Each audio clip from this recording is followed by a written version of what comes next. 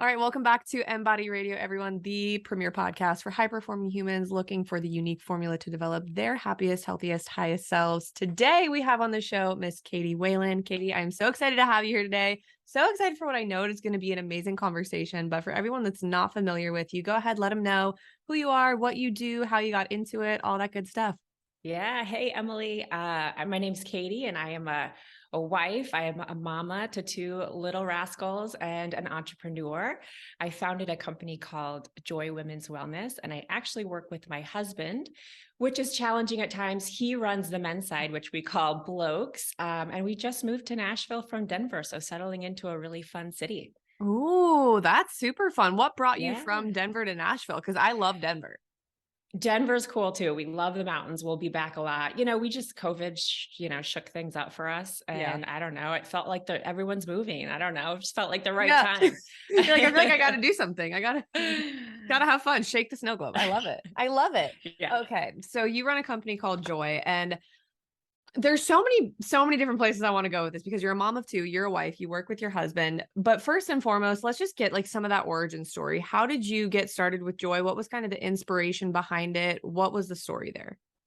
Yeah, it was definitely my own health journey. As probably most companies that start this way are. I got married to my husband when I was 35. So in my early 30s, I was living life, loving the time and energy and money, resources I had for self-care. Mm-hmm. But then when I got married at 35, we really wanted to start a family right away. So that became my focus. Right away, we had huge heartbreak. I mean, just was excited to be pregnant, and then all of a sudden hit with it's not going to work out. You've got some decisions to make. And we were just heartbroken, and it created a lot of stress in our life. So my focus, I turned into this mama warrior woman who was I'm going to keep going. I'm going to make this work. This is my only job. So that's what I did for, 5-6 years. I was focused on my family, not focused on myself, not focused on my self-care anymore. So we went through a ton of miscarriages and, all the IVF stuff and all the fertility drugs, as so many women do. And at the end of that, I did have 2 babies. But I also woke up in my 40s and I was like, all right, wait a minute. Who am I? Looked in the mirror and I'm like, I don't recognize myself. Just like a whole new world that I didn't prepare myself for. So at that point I was like, I need to get some more self-care and back into my life and return to, someone who I was. I'm changed, but some resemblance of, what makes me feel good and look good. So I started, getting some help on, balancing my hormones, and got, found out about peptide therapy, which I didn't know what a peptide was. But these things really truly helped me start to really feel like myself again, lifted my brain fog, started making me more motivated. So I had a great time, getting to know me again.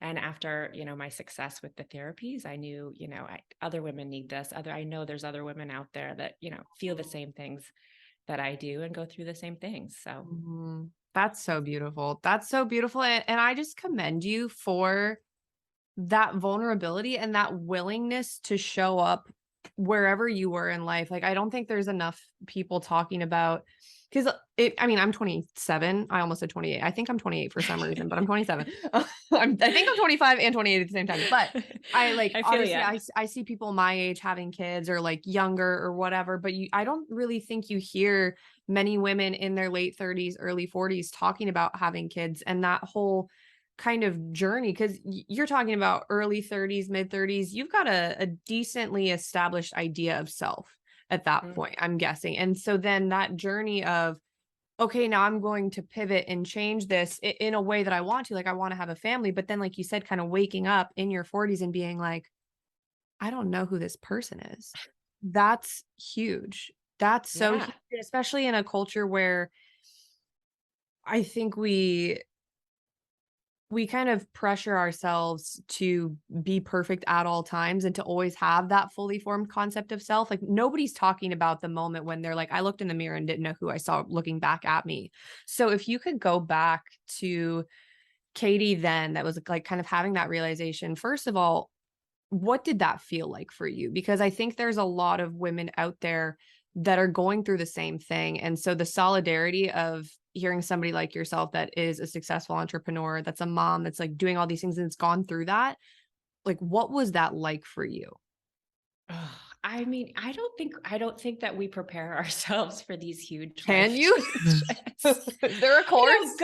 Good point. Good point. Like what is out there to help? I mean, honestly, the best probably thing is women talking to other women, but there does seem to be some like secrecy around, the changes, and it's almost like you have to wait to get in the club to like to know what's going on. So maybe we need to open Mm, up some channels there and help the yeah. younger ladies out that hasn't it because it feels a little lonely when you're going through so many different life changes. I was so excited to have a family, and I don't know if it was like that's an innate feeling that a lot of women have, or if that's what's expected.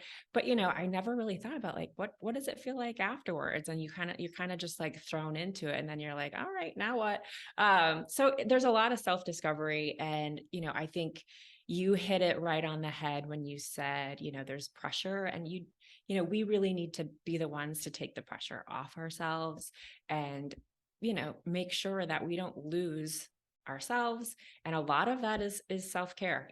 For self-care Mhm, it could be so many different things, but in a mhm, lot of different ways we just need to make sure that we're not putting all of ourselves into something else, into our babies or our husband or our work. We need the whole picture in order for you to mhm, like show up the best way you can, right? For everybody else, mhm. for yourself first. Oh yeah, absolutely. And I think what's challenging about that too, I'm not a mom, but like running a business and like all these things, like when you say we can't pour all of ourselves into those things, what we have to do then is step back and be like, oh, I'm somebody without those things. Like that's not who I am. And that's Mhm. really challenging, I think, for a lot of people and women, especially, is who am I without all of my titles? Right, exactly. I mean, it's really great to just like check. I mean, I'm going through this right now.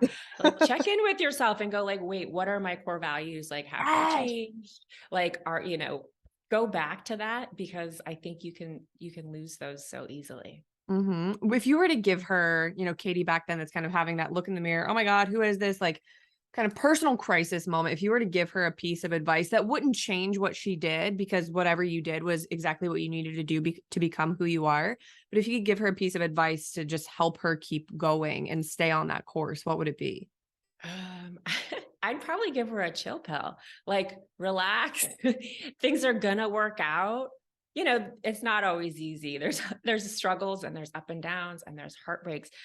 But if you just relax and let things happen a little bit, keep your eye on the prize, write down your list, do all the things, that make you feel like you're being productive and you're heading towards your dreams and goals, but like also just relax, take a chill pill, and know that things are going to work out beautifully.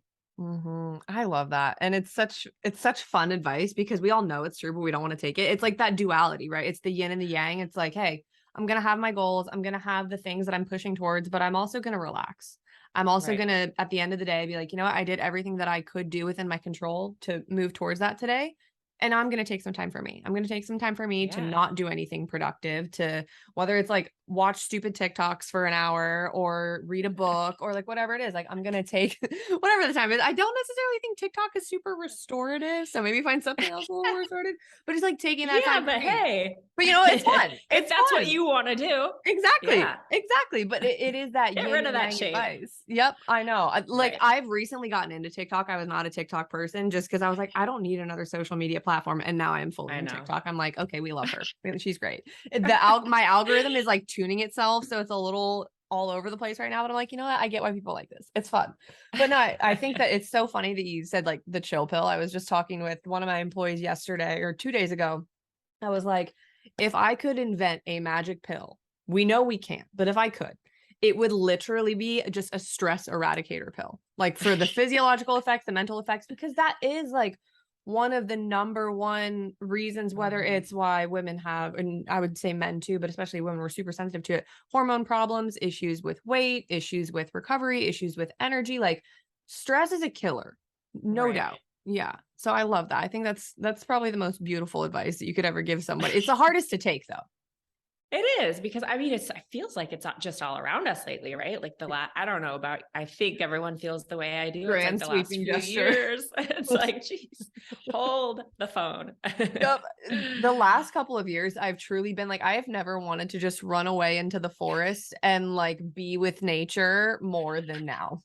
Yes, barefoot, like. Yep.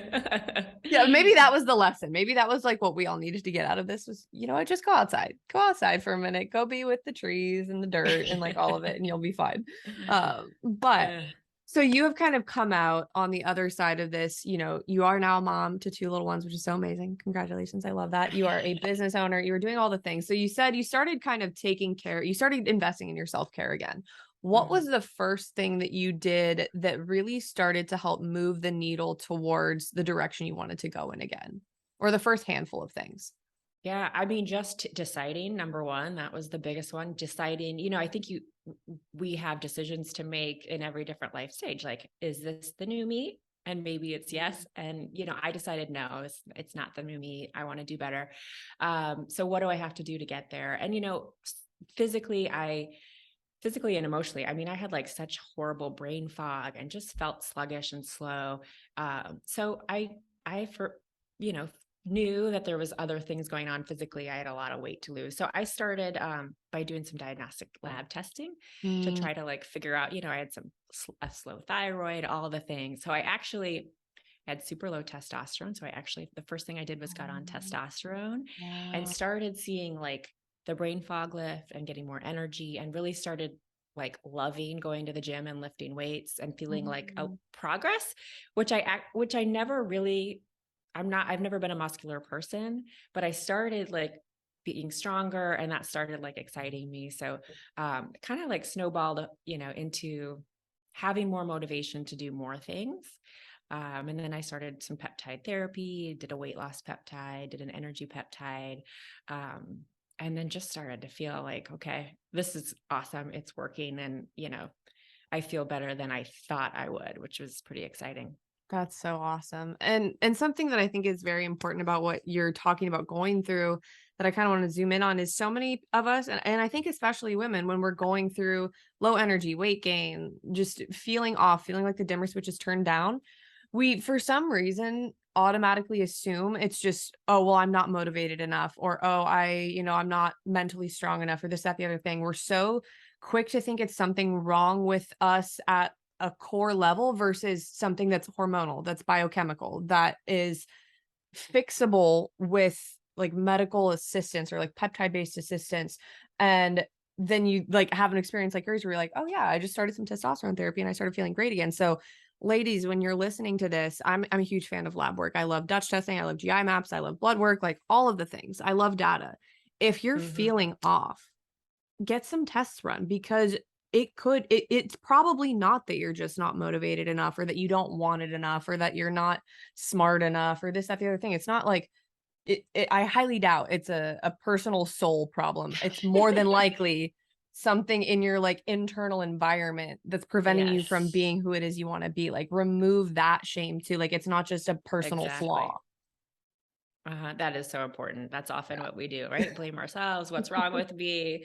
I'm not as good as, my neighbor or whatever. Yeah, exactly. It's very likely chance that there's just something that could use some Yeah. tweaking, a Yeah, little bit of especially help. postpartum. Especially postpartum, y'all go through it. Like it's because you just completely shifted your hormonal environment to create this little person. And so it's like, Yeah. hey, something is probably going to happen on the kind of downstream effect of that you're going to just need a little bit more support and that's okay.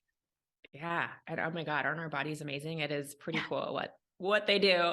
Yeah. Yeah, and so then we also shouldn't beat them up because it's like, hey man, you just did this whole thing. Like I know. be nice. You're just dealing with some things. So you are the first woman that I've heard talk about peptide therapy. I've heard a lot of men talk about Oh, it, but really? I would be curious to dive into a little bit more about that. So kind of what was your experience with peptide therapy? And we'll start there. Yeah, I mean, I first started on semaglutide, which, probably not a lot of people heard of until recently. Now there's Oh like yeah. kind of a Now lot of everybody's media heard of buzz. it. Yeah. um, but it helped me tremendously. I actually had like a goal weight in mind, and in my head, I was like, it'd be nice if I got there, but I'm not going to be too hard on myself. It's not like I have to bounce back to, what I was before, but I actually got there and then went past it Wow. with the help of semaglutide. And I was like, oh, this is pretty awesome, because it's just not somewhere I thought I would get to. But what it did is really also change my relationship with food. And so like that Ooh, shame talk more cycle about too. that. Talk more about that, because Yeah. I think I've obviously, like, I've heard about it. I've done my poking around, looking into it, and you obviously hear like the really inflammatory media headlines, right? Of like, oh my god, like this thing, it's a weight loss drug that I think anytime. First of all, I think anytime anybody hears the word weight loss drug, they automatically assume it's bad. They automatically assume it's like this evil thing, and I like to hang out in the gray area. I'm like, well, there's probably utility for it. And there's probably some downsides, but there's probably some upsides that people aren't looking at because they just see the media headline. The Right. Kardashians are taking it, and whatever stream they're going down. So let's zoom in on that for a little bit, Exactly. because I think that's a great educational topic is semaglutide, because it's such a buzzword right now, and I know people are curious about it. So what is it and what does it do? Let's start there. Yeah. So what it is, it mimics the GLP-1 Mhm. hormone that you release when you eat. So what that does is helps your body release insulin, and it also keeps your blood sugar in check. So it's really good for your metabolic health. Instead of like eating something and then having your body kind of just store it and not use it, it really helps your cells open up and convert that food to energy.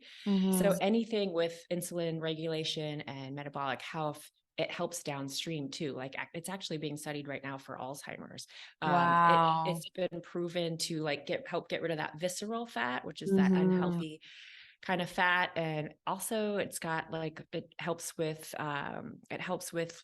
your cardiovascular health, reduces the risk of stroke and heart attack. So there's a lot of like downstream things from it. But for me, I felt, you feel less hungry, which Mhm. is kind of freeing, instead of like constantly thinking about food and constantly trying to diet, and then, breaking that diet because it's kind of Mhm. impossible, and then feeling Mhm. bad, and like that circle of shame. It really helped me kind of release that shame cycle. And I just didn't crave things as like I used to do. And so like I still enjoy my Mhm. splurges. Like I love a good burger. Mhm. But instead of like Friday night, eating the whole thing, I'd be like, I ate a half a burger and a few French fries, and like I don't want any more. So Mhm. you can still eat what have your splurges every now and then. I don't recommend it. I mean, I recommend like being as healthy as you can, but Mhm. what I'm saying, like it helps you, like when you do splurge, you're not like eating the whole bag of chips. Mhm. And I think something that comes to mind with that is kind of our dopaminergic relationship to food, is like the kind of dopamine seeking aspect of food. When you mentioned, that's kind of like what I thought of is, sometimes I think a lot of us get into the habit unconsciously of seeking dopamine from food. And we Hmm. do, like, there is a natural part of eating that generates a dopamine response. Like, if we had no dopamine drive for food, we might not have gotten as far as a species. Like, that's a natural part of it, but I think that relationship has gotten distorted, just like our, like, dopamine relationship to technology and this, that, the other thing. I don't know if you've read Hmm. Dopamine Nation. It's a really amazing book about Oh just, no. oh, such a great book about just our relationship to dopamine as a culture in general. But I think the dopamine and food connection, I think that could Hmm. be where it's really liberating for people, even just as a tool for creating awareness of like, this is what it's like to not experience this kind of mental attachment to food, or this constant mental preoccupation with, Hmm. when am I going to eat next? Where is my next meal coming from? Did I eat too much? Like this, that, the other thing. I feel like that would potentially be the really freeing part of even just realizing how much mental energy you were spending on that to begin with. Oh my God, that's incredible. By the way, I think that we should reverse this, and you should talk about this, because that's exact, like in a way more scientific way. There is some kind of receptor in the brain that it, speaks to, that helps with that. And, Mhm. I think that's what you were getting to in a more beautiful way than I can explain. But that's Yeah. exactly how I felt, is like freedom. Like I can Yeah. still, I want to eat the foods that help, like give me the protein that I need, and the nutrition Mhm. that I need, and the minerals that I need. And every once in a while, I still want to splurge, but in general, I'm just like way more balanced, and it's just way easier. So Yeah. that is a great freedom that Yeah, it like gives you. putting yourself back in the driver's seat of that experience. Like I'm enjoying this because I want to, not because I feel like it's controlling me. Hmm. Yeah. That's so beautiful. I love that. So that was your first intro into peptides. Yeah, yeah. And then That is so cool. there's several other ones that I love. One that I really recommend is a growth hormone releasing peptide. Okay. And it's pretty incredible. If there was one, I would say just if you don't have any issues and you're just kind of looking for overall vitality, this was one I recommend to all my friends. Um, it's not growth hormone, it's Mhm. growth hormone releasing. So it tells your body to release more of its own natural growth hormone. And Mhm. if you think about growth hormone, like our levels are at their highest when we're kind of around middle school age. Mhm. And then, of course, they decline, as with most things in age. But so if you're thinking about like much faster recovery, you're thinking about firmer skin, deeper sleep, way more energy, the ability to build lean muscle and, Mhm. not have that stubborn fat stick around.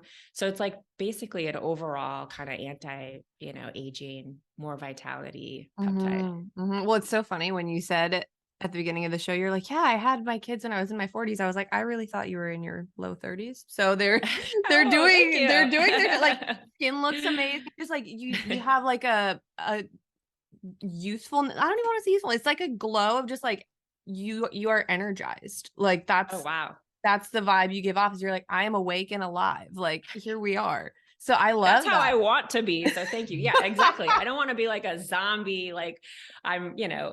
aging like I'm 100, like I Oh think yeah. that we're doing things later, we're living longer. Like Yeah. I don't, I just, yeah, I kind of feel like that was also my choice at 40 with babies. I'm like, am I gonna, is this it? Like, am I kind of done? I'm Mhm. like, no, No, I, I think, but I love that too, because I think the biggest lie that we're told, especially as women, is because like you get the kind of societal stereotype of like, the silver fox, like, oh, men get more attractive as they age. And then like women are told, you're going to be tired. It's just your hormones. It's just getting older. And it's like, what if I don't want that reality? Like, yeah, I'm not gonna, no, I'm not doing that. I'm choosing a yeah. different path.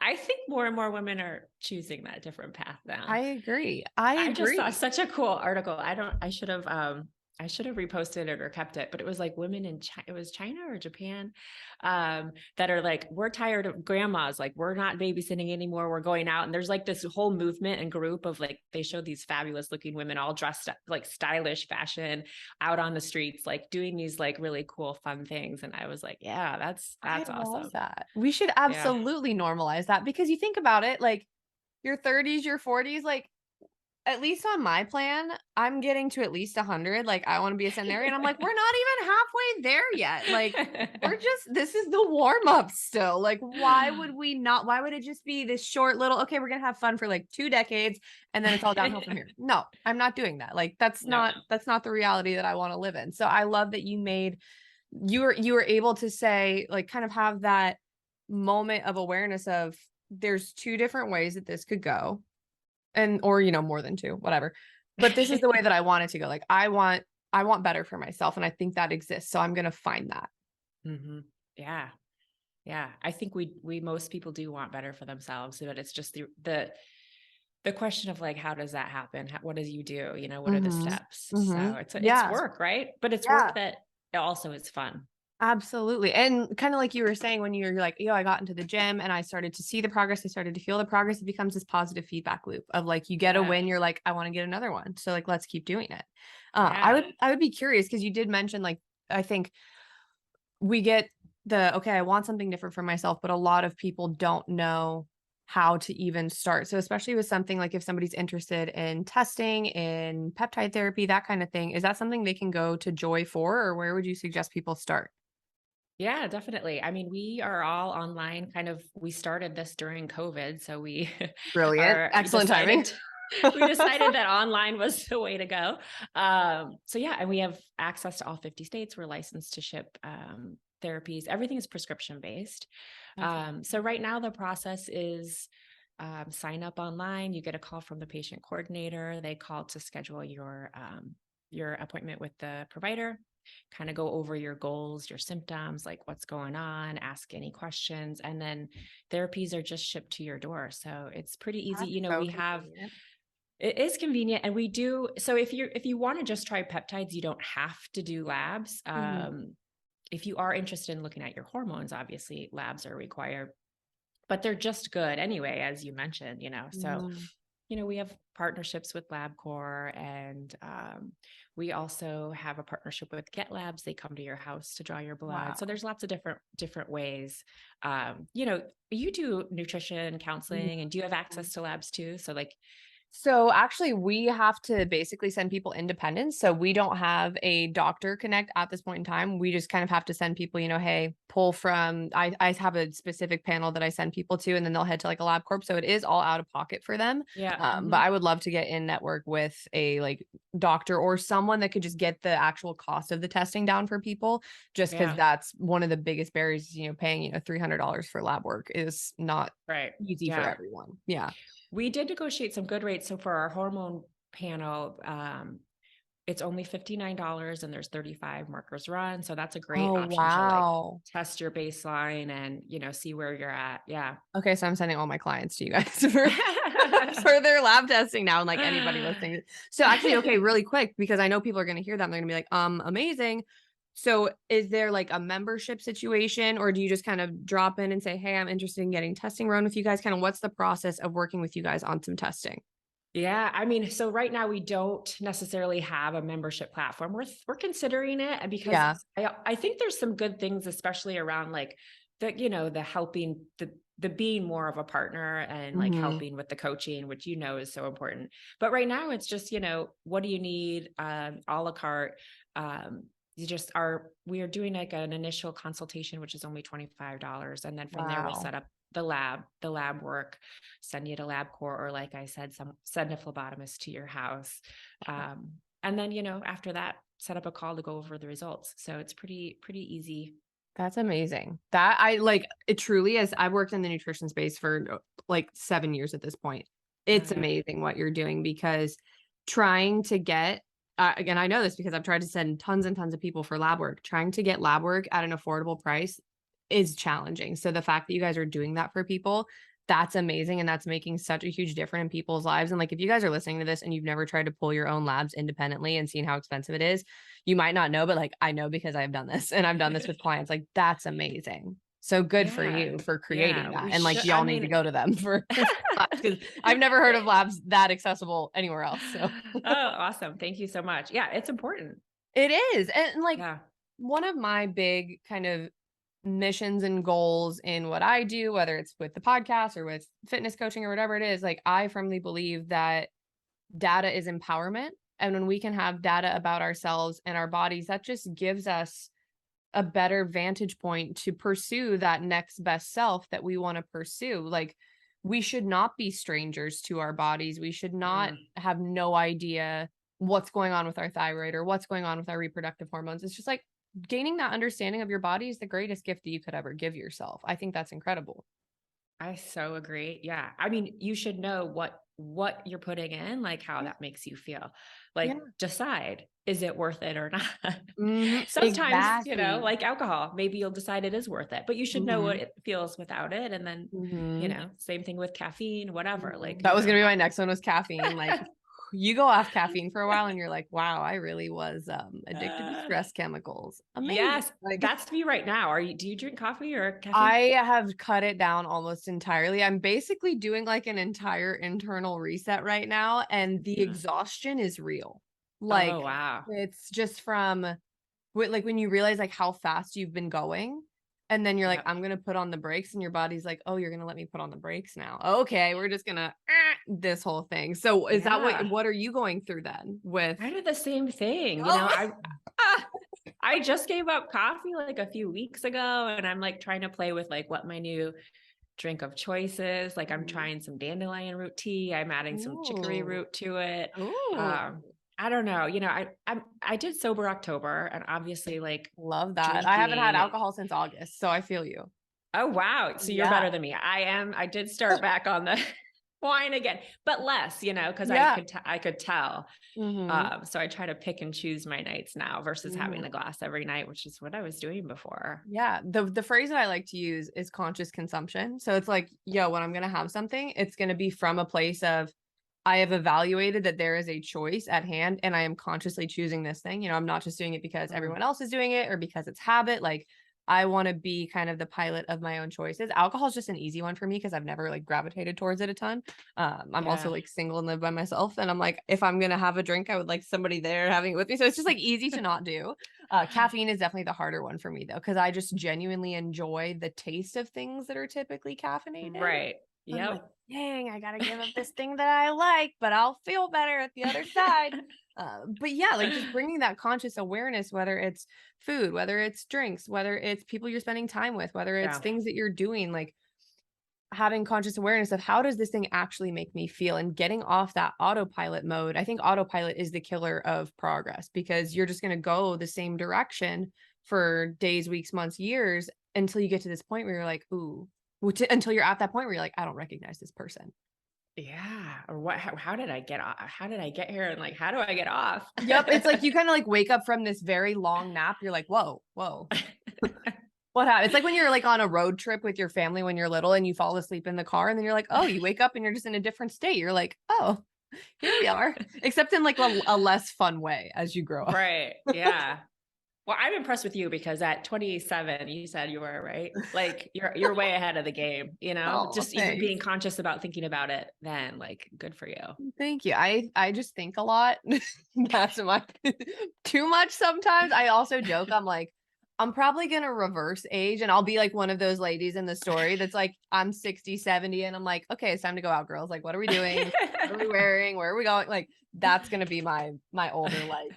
Um, but okay, so I kind of want to shift into a little bit of entrepreneur talk because you're a mom of two, you work with your husband, you run this amazing business. First of all, we work with a lot of moms. My company's called FENIX Athletica. We work with a lot of moms, whether they're entrepreneurs, whether they are just like career women, whether they are stay-at-home moms even. What was for you the biggest shift going from, you know, pre-mom Katy to post-mom Katy that's now running a business? How did your like schedule have to change? How did you continue to prioritize yourself with all of these responsibilities? I think that's the number one thing I hear moms struggle with most is they've put themselves last for so long that they don't know how to start putting themselves first.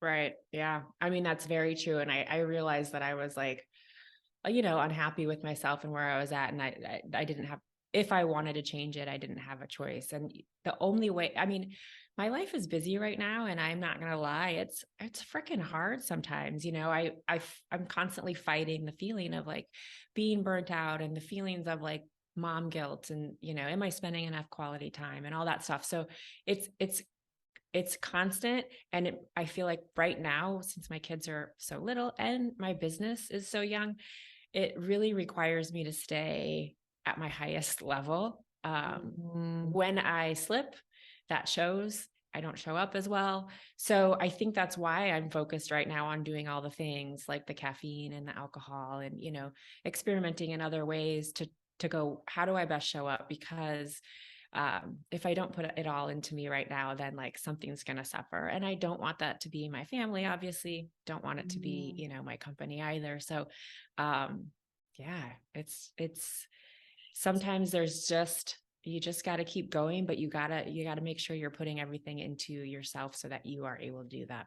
Mhm. First of all, I just really appreciate the honesty in that answer of just the admittance of like, yo, I constantly battle with like towing the line towards burnout and I'm really busy and I'm being stretched. Like I'm approaching my edges pretty regularly because that's something too that especially in entrepreneur culture, I don't think a lot of us are willing to admit when we're actively in that place. I think there's a lot of humility and honestly, like, I respect so much when people are like, "This is exactly where I am right now," instead of it being retrospective of like, "Oh, that's where I was." Like, Hmm. it's a lot easier to talk about the hard stuff when it's over, but just honestly admitting like, "Hey, I'm pushing myself Yeah. pretty often, pretty regularly." I think that also paints a really realistic picture because doing the entrepreneur thing, doing the mom thing, doing the wife thing, while also being a person, that's a lot. Like that that's a lot. And so I think we get sold this idea of like the picture perfect house, the picture perfect daily schedule and routine, like all of the things. And it can create this misconception that, oh, it's kind of similar to like the hormone thing. It's like, oh, there's just something wrong with me because Mm. I'm trying to do all these things and it doesn't look or feel perfect like that. Yeah, that's actually very true. Yeah, I love thinking about it that way. Like I am trying to do all the things because I know I need to stay at Yeah. the level I want to be at. But I still have my days and my moments and my my hours where I'm like, all right, F it. Like, Yep. I'm gonna drink that wine tonight, or I'm not gonna work out today, or I'm gonna cry, like whatever, like whatever you Oh, need yeah. to do. Like I love a those good moments are cry. how I about a so scream? A good scream? Yes. Oh my God. That's another, I could go on a really long rant about this, about how women are allowed to be in touch with their rage and we should be. Because the longer that you try and push it down, like a good yell, you just got to get it Mhm. out sometimes. Like you're allowed to have those feelings. And the more you try and suppress your very real feelings, they're just going to get bigger. Yeah, yeah. So maybe do it in a place where no one's gonna think you're getting murdered. Like maybe, Yep. A safe space where like Yep. no one's gonna call 911, but do Yep. it. Yeah. If you live in an apartment building with thin walls, maybe not there. Maybe that's not the one. Maybe if you can find that forest that we were talking about in the beginning, we go out there. That's ideal. Yeah. We love that. We love that. I would be curious, what are some of the things if you had to pick like 2 to th 2 to 5 of your top self-care practices that really just help you perform at a high level, what would those be? Oh, 2 to 5 self-care practices. Well, I'm constantly like checking in with my health. So, Mhm. I do lab work, a few times a year and just noticed, my vitamin D levels low. My cortisol unfortunately was high. So I'm doing all the things to like to work on those things. And I go, all right, I need to add some meditation in or whatever. Um, I have to work out because that makes me feel good, keeps me going, just releases all those endorphins. So that's something that I need to do. Um, Date night with my husband is one of them that I'm trying to be good at. He's gotten lost recently, and so trying to bring that back. Yeah. I think those are what I love about those is the simplicity of those. It's you're not like hanging upside down by your toenails for 3 hours a day. Like you hear some wild things on the internet sometimes. But like truly the basics. The Yeah. basics of I'm going to take care of my physical health. I'm going to know what's going on inside. I'm going to move my body and I'm going to have quality time with my life partner. Right.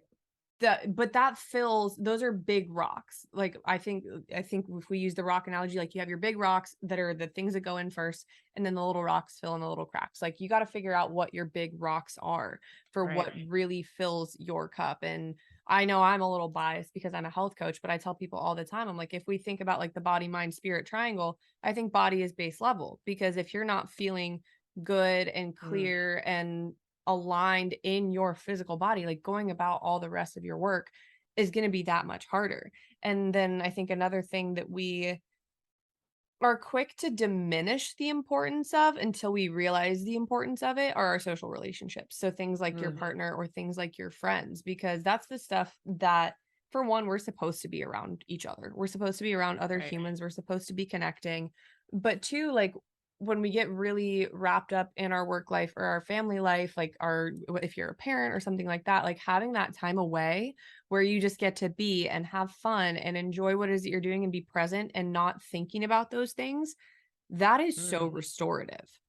Right. Yeah. Honestly, I felt like that's what, we just had Thanksgiving. That was Mhm. so helpful for me to be like, all right, you don't have to be on your phone or on your computer. You can just be here, enjoy simple things like food and your Mhm. family and think about what you're thankful for. That was really fulfilling for me. Mhm. Just to have that day. I feel like we don't do enough of Mhm. those kind of days where you're like, what am I thankful for? What am I grateful for? Let's Mhm. slow it down. Mhm. Do you have a gratitude practice that you incorporate into like your day-to-day life? I don't specifically do it every day, but I generally try to, remember what I Mhm. always am when I look at my kids saying, I'm so Mhm. thankful. And, also they drive me crazy. Yep. but, It's that but duality all over again. It's I love you, but you make me insane. Like, yeah. Oh my God. My 2-year-old headbutted me last night and I was like, you little asshole. God, you're oh cute. But my god. So one's two. How old's the other one? She's 5. Yeah. My daughter's Oh. 5 yeah. But anyway, no, I mean, I do generally try to live that way a little bit more, Mhm. glass half full and thankful for things because that's definitely your mindset is Mhm. so much of it. Right.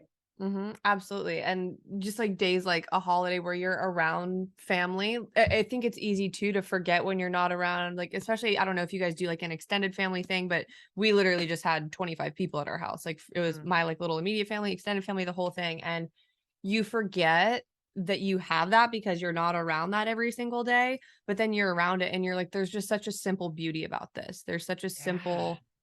simple value about this, in a culture Yes. where it's like, get the Ferrari, get the big house, get the this. It's like, It's so you can grounding. exactly. It's like you can want all of that, but also like This is I all know you need. Yeah. exactly, exactly. And like I know I'm only 27, but it's truly the cliche of like the older I get, the more simplistic my needs are. And the things that I'm like, no, I really want this, like the core values again, like getting really Yeah. clear on what it is that matters most to you. And sinking into that and being like, wow, this is the true sweetness in life is this experience. Yeah, absolutely. That is so important. And if you really know that, like truly know that, then you're good. How do you go about defining your core values for yourself? Do you just kind of sit down and journal about it? Is there an exercise that you do? If somebody out there is looking to start establishing their core values for themselves, kind of where would you direct them? Yeah, I mean, for me, it's a pen and a paper and just being in a quiet space and like trying to be still and just listening and like feeling what it feels like when you're going through maybe some options, like what's really true. It's like what like moves your energy to make you feel like that's it, that's it, that's me, that's what I'm striving for. So it's just sitting in that quiet place and letting Mhm. your thoughts go. Mhm. Have you found that any of your values have changed over time? Yeah, oh yeah, for sure. I think that's so important because I think a lot of times we're like, "Oh, this is my core value. It's core. It's never changing. It's staying this exact same." It's like, no. If you would have talked to me 10 years ago, we had completely different value systems. Yeah, yeah. I mean, God, I think I'm always changing and evolving, and hopefully, I mean, for the better. Because I Mhm. look back sometimes, I'm like, "Ugh." We all do. We all do that. But there's some albums on Facebook that are turned to private uh, now for a reason. Like, it's like nobody needs to see that. Like, no, no, party, Katie. No, oh my gosh. It's so like I never went through a big party phase. Like I good went for to a you. couple and then I was like, I'm good on this. I'm good on this. But like those phases too are so just the phases that we kind of look back on and we're like, ugh, those are important too, because it's the perspective again. It's like that person informed who I am right now. And I'm very Yep, grateful for them. Yeah. that's true. Yeah, the Yeah. mistakes I made. Yeah, for sure. Yes. I love it. I love it. What would you say?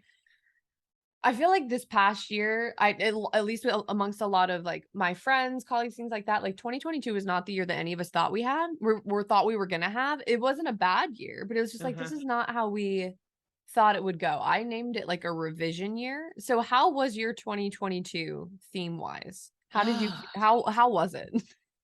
I think what's funny. I remember in 2020. So at end of 2019, my husband and I had built this big, beautiful home in Denver, and we just moved into it, and we invited all of our friends to this big New Year's party. One of my good friends is a DJ, and she was DJing it. We had the best freaking party, and everyone was so excited for 2020. And I remember that, you Weren't we know, all? yes, I mean, Really? it was just incredible, like the humility that brought everyone, right? Yep. And and then every year after, you're like, is this going to be a better year? Is this going to be a Yep. better year? Slow build. I mean, it's getting better, but it's a Mhm. slow build. 2022 Mhm. is pretty transformational for us because we did sell our home. We moved to Mhm. Nashville. We spent a couple months traveling in Mexico and Costa Rica with our family. I actually wanted Oh, to see if I wanted wow. to live there abroad. Yeah. Nothing felt like home, but it was like a really great experience. And so now we're settling and I'm hoping 2023 is just like the brightest year for everyone. I know. I'm really pulling for all of us. I'm like, Yep. this is our time. This is our time. I have faith for us. I love that. Cautiously optimistic. Yep. Yep. Yep. Absolutely. But I love it. Like a big year. I feel like a lot of people have had kind of a big transformational year. And I kind of get the vibe that like you're very okay with your own transformations. Like you're like, yo, I'm gonna go into this. Like we're doing it. I think a lot of people get kind of scared of their transformation seasons when they're maybe they get to that if we bring it back to like the looking yourself in the mirror and not knowing that person, like they see that they don't know that person and they want to change, but they're scared of initiating that process or they're scared of what that process is going to look like. Did you ever go through any like transformational fear or have you always kind of just been open to it? Oh God, no. I've let fear hold me back way too much in my life. Yeah, I mean, I'm always trying to push that away. I do think, what do they say about that? Like, even some people, like we want to do stuff, but like it does hold us, like what we know is more comfortable. Even if Mhm. we know we want to get to the other side, there's some like weird brain switch, Mhm. and I don't know Mhm. the key to how that make that happen. But I don't know if it's just determination or perseverance, but I always am trying to balance that and say it's okay to be fearful, but then also saying, but I'm going to step past it. That's so beautiful. And sometimes I think that's all that people need to hear. You know, one phrase that I've used is our familiar pain is always going to be more comfortable and inviting than unfamiliar progress. But just hearing Mm. somebody else say that like that there's no magic formula. There is no like, oh, you do this and it's easier to face your fears. It's just no, I still have it. I'm just going to walk up to it and walk through it anyway because I think there's something that I really really want on the other side and that's how you get through it. Yeah. Yeah. Yeah. That sounds spot on for It's me. just showing up like in the process and being like, Yeah, okay, I'm going to do exactly. it. Consistency, right? Yeah. Yeah. Showing up, consistency. And that's something you can be really proud of. Yeah. Yeah, because consistency is where you give yourself the evidence that you are somebody that you can trust to show up for Oh, yourself. I like that. It's like giving yourself the receipts of like, yo, I'm somebody that I do keep my promises to myself. And that's like all confidence is anyway, is just like, Hmm. yo, I've kept my promises to myself in this thing. Like, why couldn't I do it over here? But I think that that is really comforting to hear from a successful person that has gone through multiple transformations that it's just like you don't get less scared. You just do it. Right. The challenges that let yourself walk through, maybe get a little bit bigger because you've had Mhm. the experience and you know that at the end of the day, you're going to be okay. You're going to get through it. Mhm. Mhm. Absolutely. Absolutely. As we kind of start winding down the conversation, this has been such a pleasure. You have such a calm energy about you and that I always know when I meet somebody that like seems calm that they've done a lot of work because I know what it's like to like get to that place where you're like, okay, I have a much more peaceful energy about myself. You're like, yeah, it's because I've done a lot of sitting with myself. That's awesome. Yeah. But as a mom, like a relatively new mom, what would you say some of the biggest lessons that being a mom has taught you so far? Oh, I think having a daughter who is kind of like my little mini me has taught me a lot. It's really forced me to look in the mirror. When I do my put her to bed at night and we do like our little talks and I tell her I'm proud of her and she's beautiful on the inside and the outside and she's brave. You know, we have this book that I read that's called Enough, and it really it really makes me look in the mirror and go, if I'm saying this to her, that she's enough and that she's beautiful and that like she's brave, then like who am I? It makes me feel like a little girl again. And it makes me like honestly want to I'm cry and literally go like like, about to cry. I have a 2-year-old niece and I'm like, this is what it's like with my niece. Yep. yeah, it really makes me like, it's almost like I'm parenting myself a little bit and saying, Yeah. yeah. That's Um, so beautiful. Who's the author of that book? Because I want to get it for my niece. you should. It's called Enough, like Anuff. Oh. And the Veronica something is the author, and it's Okay. actually kind of a sad story because she wrote it for her two girls and recently died of cancer. So it's a beautiful, beautiful book that I would definitely Yeah. recommend for any young girl. Oh my gosh, that sounds so beautiful. But you are so right. Like you get to, and I'm obviously not her parent, but as her aunt, and like I see this with my sister as well, but like when you have a child, especially like as a woman raising a daughter, it's kind of like a redo for yourself of like, oh, because I think part of what it does is it creates this hyper awareness of like, oh my gosh, Right. however I show up for this little creature, like that's going to teach them something Right. positive, negative, neutral. Like they're going to learn something, whether it's from my behavior, from what I say to them, from how I show up in this situation, whatever it is. And so you get to almost go back and it's like the inner child work, right? Of like, oh, this is what I believed about myself back then. Let me go back and Mhm. nurture that and heal Yeah. that. And like, why would I, like you said, like, why would I tell her that she's beautiful and brave and enough and incredible and all these things if I wouldn't tell myself that? Like, why would I not be deserving of that? Right. Yeah, exactly. And that's, I think we are hardest on ourselves. And so that's Mhm. been really nice for me to like also try to tell myself those things, which I, never did before. Mhm. Yeah. Mhm. Yeah. That's so beautiful. That's so beautiful. And I love it. It's such a special opportunity. Like kids are our biggest teachers. Like Hmm. I've learned more from my 2-year-old niece than I've learned from almost any adult. Like Yeah. it's just really, it's truly special. I love that. I love that. Last kind of business life, mom, entrepreneur question. What is the hardest part about working with your husband? Oh my gosh. Do he's a very loud guy. And so Yeah. we share this co-working space, and I feel like I'm always trying to run away because all I can hear is like him on the phone, him talking, and I'm just like, Jesus Christ, can you shut the fuck up? No, honestly, like we're kind of in this together, and we're leaders, and there's a lot of stress in a startup. So it's just being Mhm. able to deal with the stress together and not take it out on each other has been a Mm, challenge. But one thing I absolutely love that it's like a shared dream. And so that's what I mhm. hold on to, that Yeah. that we're building something together. Yeah, that was gonna be the next question is, yeah, how do you guys cope with that? But I think that's like because that is such a challenge, right? Like I run a business by myself. Like if I were to have to run, and I know a handful of people that run their businesses with their spouses, like it is a special thing because it's like we don't get to opt out of this together because we're running this together, and we also need to preserve the relationship. So it's challenging, but just like any challenge, the greater the challenge, the greater the opportunity. So I'm sure that Hmm. that's like trickled over into your relationship strength too. So I think that's really beautiful. Yeah, for sure. Yeah, we definitely have our stresses and our fights, but yeah, I do believe it's also bringing us closer, which is Mhm. ultimately what I want. I love that. That's so beautiful. Amazing.